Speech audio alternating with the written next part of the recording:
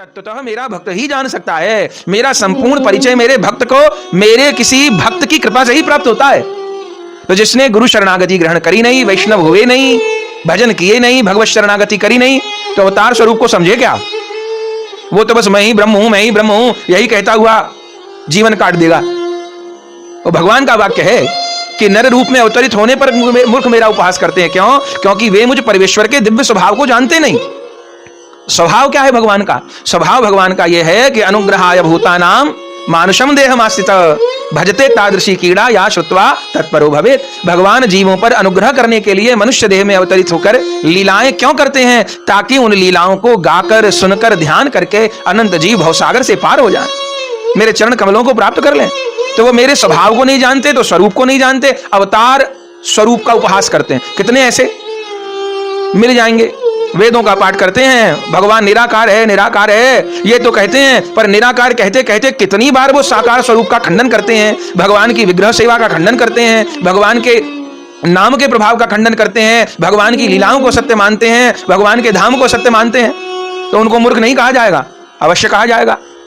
और वे भगवान के साकार स्वरूप की निंदा करते रहते हैं, खंडन करते रहते हैं, नाम रूप लीला धाम को सत बताते रहते हैं, भगवान के भक्तों को सत बताते रहते हैं। इसका परिणाम यह होता है कि उनको कोई निराकार की उपासना करने पर भी कुछ प्राप्त नहीं होता, अपितु वो भले वेद पाठ कर लें, भले वो ओंकार का जाप कर लें, वो जो कर लें, परिणाम स्वरूप नरक में गिरते हैं, घोर नरक में गिरते हैं।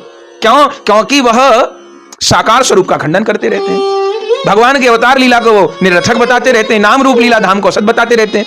तो उस निराकार उपासना करने पर उनको कुछ शांति मिल जाती, वो भी न मिल करके साकार का खंडन करने के परिणाम स्वरूप वे घोर नरक में गिरते हैं, और उनके अनुयायी भी घोर नरक में गिरते हैं, क्योंकि वह भगवान के दिव्य स्वभाव को, दिव्य स्वरूप को नहीं जानते हैं।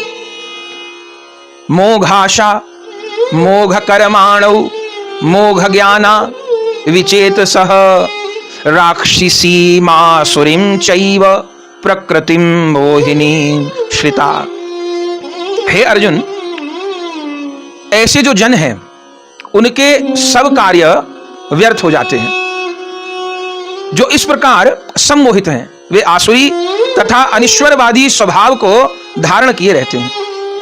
आसुरी, अब उनको असुरी कहेंगे, और अनिश्वरवादी वे निराकार निराकार कहते हुए कब को भगवान के स्वरूप को ही मानना छोड़ देते हैं, पता नहीं पड़ता। अनिश्वरवादी स्वभाव को धारण किए रहते हैं। उस मोहमयी अवस्था में उनकी मुक्ति की आशा, उनके सकाम कर्म और उनके द्वारा अर्जित ज्ञान आदि सभी कुछ निष्फल हो जाता है। बहुत ध्यान देने योग्य बात। नहीं तो कितने भगवत भक्तों को बरगलाया जाता है, मोहित किया जाता है, कभी आर्य समाज के नाम पर, कभी निराकार के नाम पर, कभी मायावाद के नाम पर। भगवान कह रहे हैं वे मोहित हैं, वे भक्तों को मोहित बताते हैं, संकीर्तन करने वालों को गलत बताते हैं, भगवान को भोग लगाने वाले को गलत बताते हैं, भगवान के श्री मूर्ति की सेवा करने वालों को गलत बताते हैं। भगवान कह रहे हैं गीता में वो स्वयं मोहित हैं, और मोहित नहीं है, वे आसुरी और अनिश्वरवादी स्वभाव को धारण किए हुए हैं। और उस मोहमयी अवस्था में वो सोच रहे हैं कि हम तो भले वेद का पाठ कर रहे हो, भले हम ओंकार को परम सत्य माने हो, और वह निराकार ही है, साकार नहीं है, इस आग्रह को लेके बैठे हो, पर अपना साधन करने के बाद भी, माने भले भगवान को निराकार उन्होंने माना होता, ओंकार का जप कर रहे होते, लेकिन साकार की निंदा न कर रहे होते, तो शायद अपना साधन करने से उन्हें कुछ मिल भी गया होता।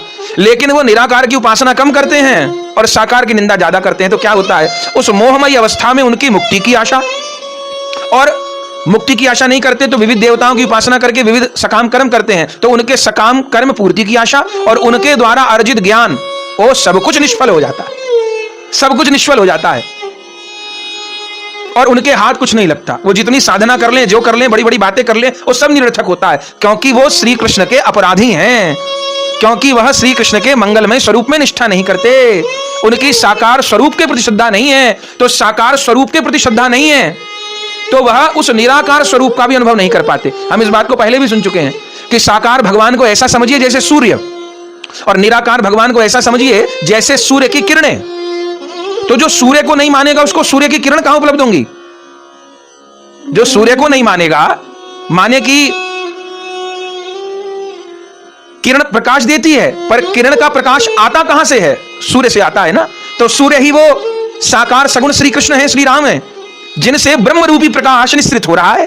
अब अच्छी बात है, आपको उस प्रकाश में मन लगता है तो लगाइए, ज्ञान मार्ग पर चलिए, योग मार्ग पर चलिए, अच्छी बात है, आपकी उससे मन की शांति होती है, अच्छी बात है। लेकिन जिस सूर्य के प्रकाश से आप तृप्त हो रहे हैं उस सूर्य को तो सत्य मत कहिए। तो वो सूर्य के प्रकाश को तो भोगते हैं, उस प्रकाश को तो पाना चाहते हैं, पर सूर्य को सत्य कहते हैं। तो परिणाम क्या होता है कि उनके सारे साधन, उनकी मुक्ति की आशा, उनके सकाम कर्म, उनका ज्ञान, सब कुछ निष्फल हो जाता है। इसलिए हे कुंती पुत्र, महात्मानस्तु माम पार्थ देवीं प्रकृतिमाश्रिताः भजन्त्य नन्य मनसो ज्ञात्वा भूतादि मव्ययम्। परंतु हे पार्थ, मोह मुक्त महात्मा जन तो मेरी दिव्य प्रकृति के आश्रित होकर और मुझे अविनाशी आदि पुरुष जानकर अनन्य चित्त से मेरी भक्ति के ही परायण रहते हैं। अब वो जो खंडन कर रहे हैं उनको तो कुछ मिलना नहीं, खंडन मंडन में ही रह जाएंगे बस।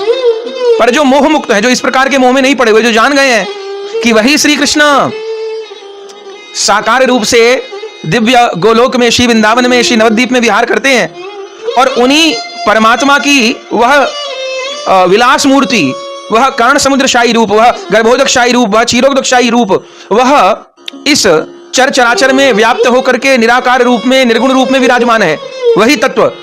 तो जिनको भ्रम नहीं है इस बात को लेकर के, जो जानते हैं कि सगुण स्वरूप साकार सूर्य के समान है और निर्गुण ब्रह्म उस सूर्य की किरणों के प्रकाश के समान है, तो जो इस भ्रम में नहीं है वे मोहमुक्त हैं। और वे मोहमुक्त जो महात्मा जन हैं वह मेरी दिव्य प्रकृति में आश्रित होकर के मुझ अविनाशी आदि पुरुष को जान करके अनन्य चित्त से मेरी भक्ति के प्राण रहते हैं। तो वह मोह में नहीं पड़ते, वह भ्रम में नहीं पड़ते, और उनकी भक्ति उनको परम तत्व उपलब्ध करवा देती है।